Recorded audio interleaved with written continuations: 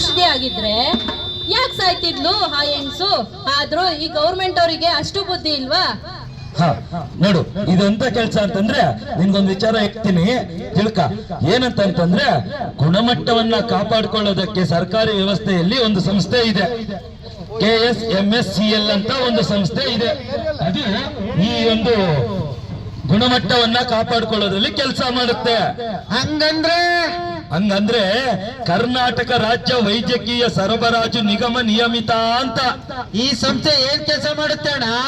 ಇದೇನ್ ಕೆಲಸ ಮಾಡುತ್ತೆ ಅಂತಂದ್ರೆ ಇದು ತಮಿಳುನಾಡು ಮಾದರಿಯಲ್ಲಿ ಬಂದಂತಹ ಸಂಸ್ಥೆ.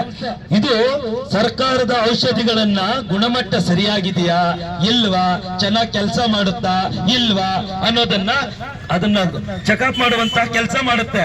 ಇದು ತಮಿಳುನಾಡು ಮಾದರಿಯಲ್ಲೇ ಬಂದ್ರು ಕರ್ನಾಟಕದಲ್ಲಿ ಸರಿಯಾಗಿ ಕೆಲಸ ಮಾಡ್ತಿಲ್ಲ, ಅದಕ್ಕೆ ಇಂತ ಘಟನೆಗಳು ನಡೀತಾ ಇರೋದು. ಹೌದು ಅಣ್ಣ, ಪಕ್ಕದ ತಮಿಳುನಾಡು ಸರ್ಕಾರದಲ್ಲೇ ಸರಿಯಾಗಿ ನಡೀತು ಅನ್ನೋದಾದ್ರೆ ನಮ್ಮ ಕರ್ನಾಟಕ ಸರ್ಕಾರ ಯಾಕೆ ನಡೀತಾ ಇಲ್ಲ?